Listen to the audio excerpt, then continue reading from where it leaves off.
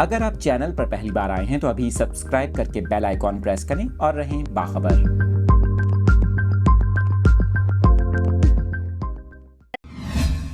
تفصیلات شیئر کر رہے ہیں اپنے ناظرین کے ساتھ۔ اس خبر سے متعلق رویت ہلال ریسرچ کونسل کے سیکرٹری جنرل خالد اعجاز مفتی نے عید الفطر کے چاند کے حوالے سے اہم پیش گوئی کر دی۔ آپ کو بتا رہے ہیں کہ رویت ہلال ریسرچ کونسل کے سیکرٹری جنرل خالد اعجاز مفتی نے کہا، جمعرات 20 اپریل کی شام عید الفطر کے ہلال کی رویت نہیں ہوگی۔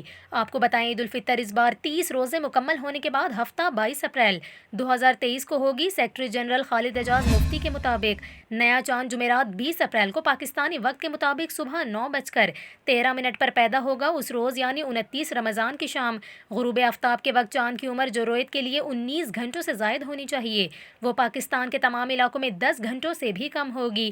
جبکہ آپ کو بتائیں کویتی ماہر فلکیات اور تاریخ دان عادل الصادون نے کہا ہے کہ رواں سال 1444 ہجری میں بھی عید الفطر مسلم ممالک میں مختلف ایام میں منائی جائے گی اور اس کا انحصار شوال کا چاند نظر آنے پر ہوگا، تاہم رمضان کا اختتام 21 اپریل کو ہوگا اور عید 22 اپریل کو ہوگی۔